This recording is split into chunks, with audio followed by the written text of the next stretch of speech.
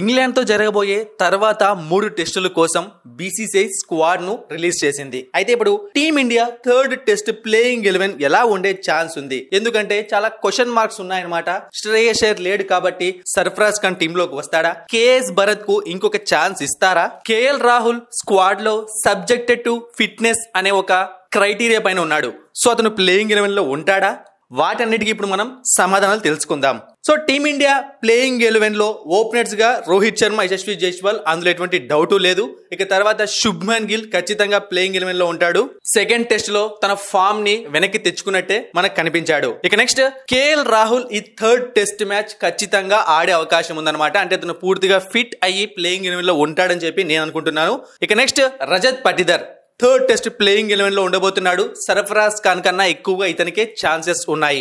ఇక కేఎల్ రాహుల్ టీంలోకి వచ్చాడు కాబట్టి సర్ఫరాజ్ ఖాన్ టీంలోకి వచ్చే ఛాన్స్ కనిపించట్లేదు. ఇక తర్వాత రవీంద్ర జడేజా లేదా అక్షర్ పటేల్. రవీంద్ర జడేజా కూడా ఇంకా టైం ఉంది టీంలోకి రావడానికి. అతను పూర్తి ఫిట్ అయిపోతే ప్లేయింగ్ 11 లో డామ్ షూర్ గా ఉంటాడు. అక్షర్ పటేల్ ని పక్కకు పెట్టి తీరుతారు.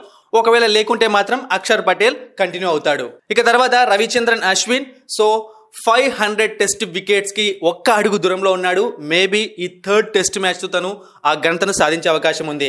ఇక కేఎస్ భరత్ కు ఈ టెస్ట్ మ్యాచ్ లో అవకాశం ఉండే ఛాన్స్ కనిపించట్లేదు. ధ్రువ్ జురెల్ డెబ్యూ చేయబోతున్నాడు టీమిండియా తరపున, ఇది పక్కాగా జరిగే ఛాన్స్ ఉంది. ఇక తర్వాత కుల్దీప్ యాదవ్ స్పిన్ డిపార్ట్మెంట్ లో. ఇక జస్ప్రీత్ బుమ్రాకు రెస్ట్ ఇవ్వాలి అని చెప్పి చాలా మంది అనుకుంటున్నారు, బట్ అతను థర్డ్ టెస్ట్ ఆడబోతున్నాడు. సో ఫోర్త్ టెస్ట్ కి అతను రెస్ట్ తీసుకునే అవకాశం ఉంది. ఎందుకంటే సెకండ్ టెస్ట్ కి థర్డ్ టెస్ట్ కి చాలా గ్యాప్ వచ్చింది కాబట్టి తనకు కావాల్సిన రెస్ట్ దొరికింది అని చెప్పి టీం మేనేజ్మెంట్ భావిస్తోంది. ఈ క్రమంలో పేస్ డిపార్ట్మెంట్ లో జస్ప్రీత్ బుమ్రా ఉంటాడు. ఇక next Mohammed Siraj pace department లో ఇంకొక బౌలర్ గా కొనసాగే అవకాశం ఉంది. సో ఈ విధంగా టీమిండియా ప్లేయింగ్ 11 ఉండే ఛాన్స్ ఉంది. రోహిత్ శర్మ, యశస్వి జైస్వాల్, శుభ్మన్ గిల్, కేఎల్ రాహుల్, రజత్ పటిదర్, రవీంద్ర జడేజా లేదా అక్షర్ పటేల్, రవిచంద్రన్ అశ్విన్, ధ్రువ్ జురెల్, కుల్దీప్ యాదవ్, జస్ప్రీత్ బుమ్రా, మొహమ్మద్ సిరాజ్. మరిన్ని ఇంట్రెస్టింగ్ వీడియోస్ కోసం సబ్స్క్రైబ్ చేయడం మర్చిపోకండి.